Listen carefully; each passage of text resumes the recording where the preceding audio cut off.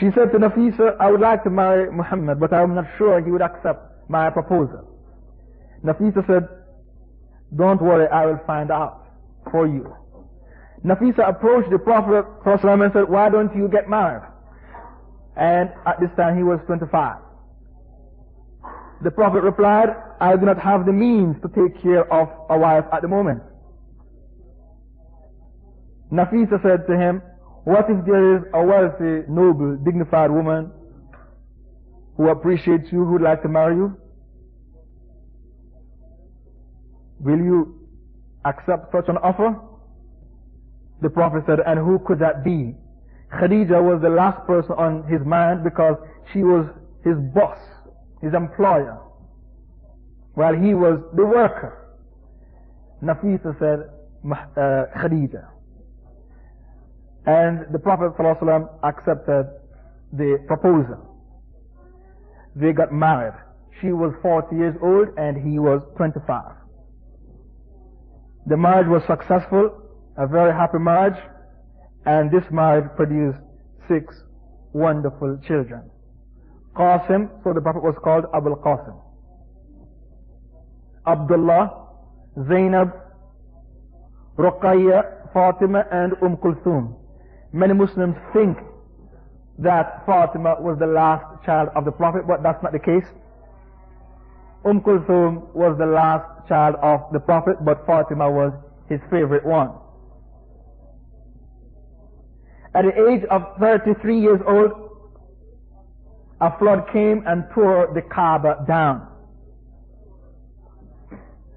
The Arabs gathered together their wealth and they rebuilt the Kaaba. And as they were gathering their wealth to rebuild the Kaaba, they refused to take riba, interest money to rebuild the Kaaba. They refused to take money from prostitutes, from people who sell alcohol. They only accept money from halal earnings, pure earnings. This was before Al-Islam. And they refused to take interest money to rebuild the Kaaba. So what does this tell us? That even though a man may be a kafir, his natural instincts tell him that riba, interest, is an oppression. And the desert Arabs before Islam realized it. This is why they refused to accept riba to rebuild the Kaaba. The Kaaba was rebuilt. There was no confusion when they were rebuilding the Kaaba. But there was this special moment. The moment of honor. What moment was that? The replacing of the black stone. The stone that came down from heaven with Adam alayhi salam when he was casted out. And the hadith said it came down white. And because a lot of people kiss it, sinful people kiss it. Even kafirs kiss it when they are not allowed to enter Mecca. They enter as Qadiani and Ithna Ashariya and many other deviant groups. So because sinful people kissed the black stone, it became black. The hadith is da'if. Al-asl fil hadith annahu da'if lakin yurfa ila hasan. Lahu turuq yuqawi ba'dahu ba'da. Originally the hadith was da'if, but it became hasan. Because there are many transmitters transmitting it from different angles. So it was raised to the level of being good, a good hadith. So the question was, who would replace the black stone? Every tribe wants to replace the black stone. Because there was tribalism rife and rampant in the Arabian Peninsula then, before Al-Islam. So there was fitna over the issue which tribe should be given the honor of replacing the black stone. So much so that swords were on the edge of being drawn over the issue. Then they agreed that the most honorable of us should be given the honor of replacing the black stone. So the Prophet ﷺ designed a methodology of replacing the black stone. He placed the black stone inside of his mantle, and the head of each tribe should hold on to the edge of the mantle, and they should transport the black stone to its spot, and then he, the Prophet, would put it in its place. And with this wisdom, this hikmah of the Prophet ﷺ, he saved hundreds of lives.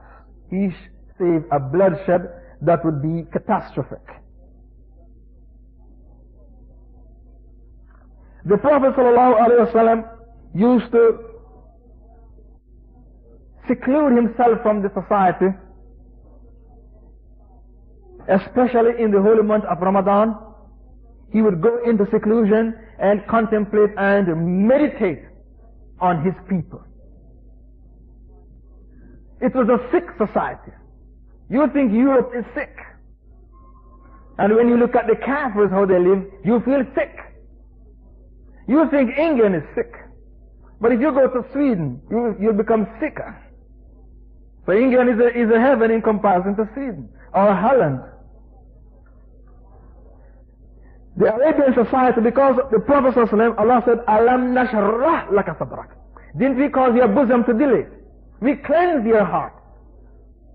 So if your heart is pure, when you see filth, you become sick. So because he didn't appreciate what he was seeing in the society, he used to seclude himself in the cave of Hira. He used to ask himself the question, what is the cure for this sickness that my people is living in? My people is living in a pathetic state, a miserable state, a worthless, lousy, dirty life. What is the medicine to remedy this illness?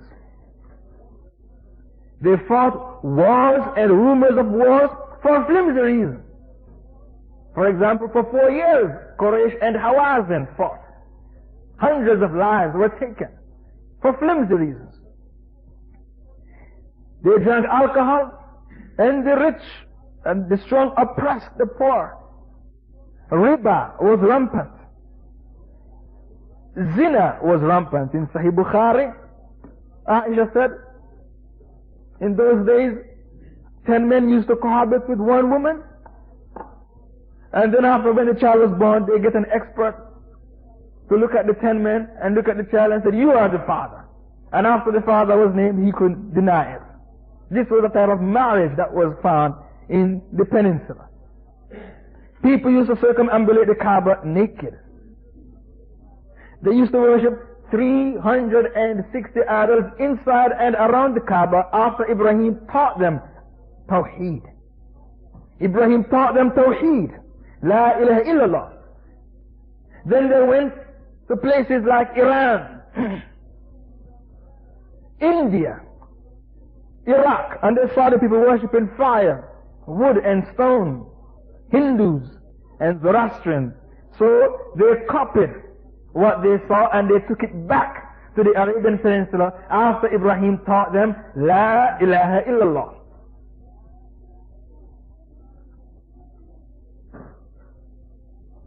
Men used to bury their girl children alive out of fear that she may grow to become a prostitute, and out of fear of poverty.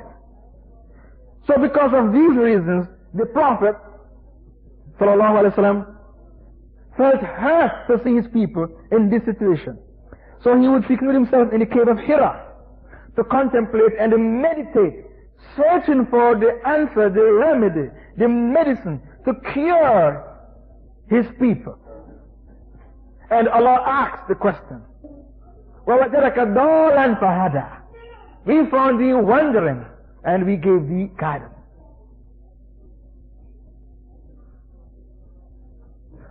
As the Prophet ﷺ was in the cave meditating, contemplating, reflecting on the state of the people, Allah Ta'ala sent Angel Jibreel with him, to him, with the Holy Quran, and commanded him, Iqra, read. And the Prophet ﷺ said, Ma ana biqari, I am not a reader. And the angel squashed him against his chest 3 times and said, Iqra, read. And on the last occasion the angel said, Iqra bismi rabbika alladhi khalaq. خلق الإنسان من علق اقرأ وربك الأكرم الذي علم بالقلم علم الإنسان ما لم يعلم. These were the first 5 verses of the Holy Quran to be revealed. Read in the name of your Lord who has created man from a congealed cloth. Read, your Lord is most bounteous, kind. He taught man by the pen that which he knew not. This is the remedy, the medicine which the Prophet was certain